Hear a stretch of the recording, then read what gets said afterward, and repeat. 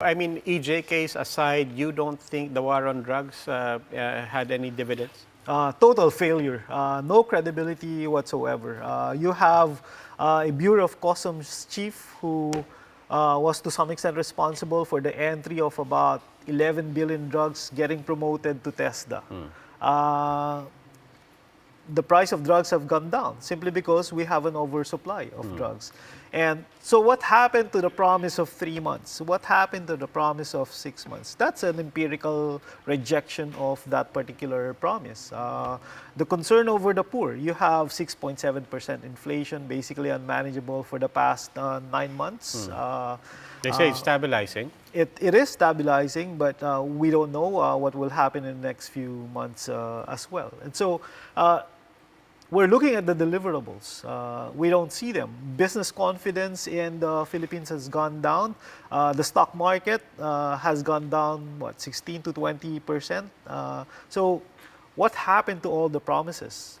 We've been at it. They've been at it for about 2.5 years now. And so we're hoping, that to some extent people will look at the numbers and see whether or not the promises have been delivered. I do want to get your thoughts on other things. Okay. Okay, let's talk about inflation. Okay. Your thoughts on how to rein everything in?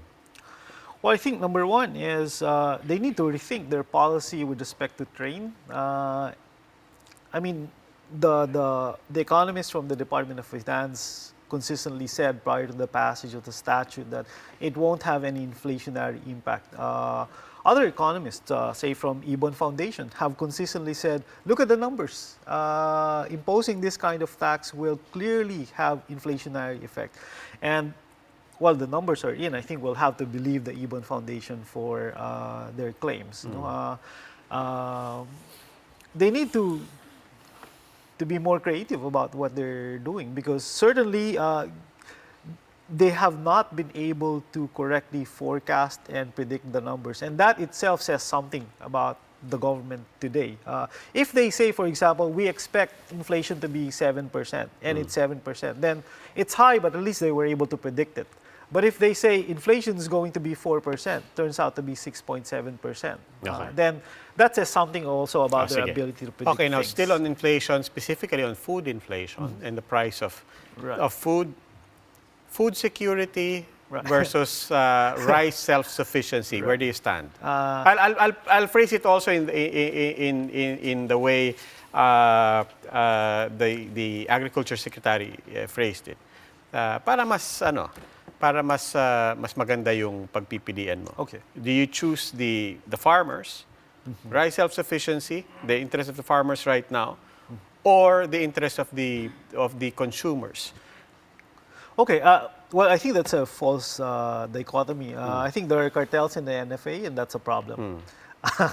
They allow the cartels to flourish, and I think that's the reason why you have that kind of price for rice today. It's an unfair dichotomy, but let's place it in the context of one particular issue that will bring those two together. Rice tariffication. Right. So the argument is that you tarify rice, you let the imports flood the markets, this will bring down the but it places our farmers at a disadvantage. Right. So where do you stand there? I think rice tariffication might be a good short-term solution to the problem of very high price of rice. Which is what the president essentially tried to do now without calling it rice tariffication. Exactly, but you need to think medium-term and long-term.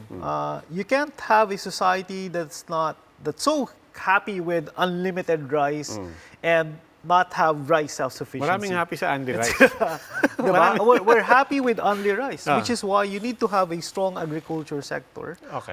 You need to be able to support the farmers so that they can supply you the don't Philippine buy market. into the argument that countries like Thailand and Vietnam are naturally more endowed with more land and therefore that is more viable for them. You don't buy into the argument by some agriculture experts who say that, look, we don't have the Mekong.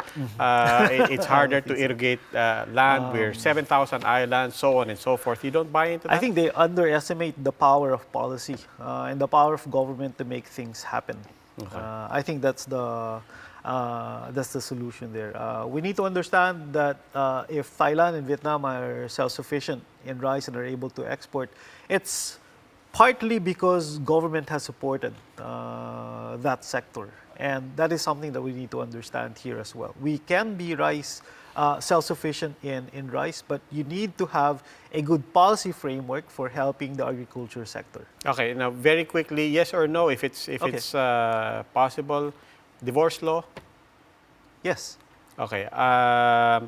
Charter change? No. No. No. Okay, and that, so you lump in federalism with there as well? Yes, I think federalism is just an excuse to change the constitution so that they can extend their terms. So if charter change per se is a no, how do you address the matter of, if at all you have any thoughts on it, foreign ownership and foreign investment? Not right now. Not right now. Not right now.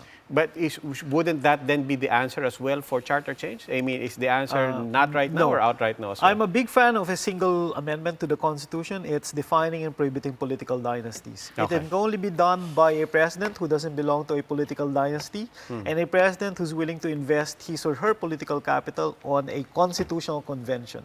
It can be done through the Congress because majority of the members of Congress come from political dynasties.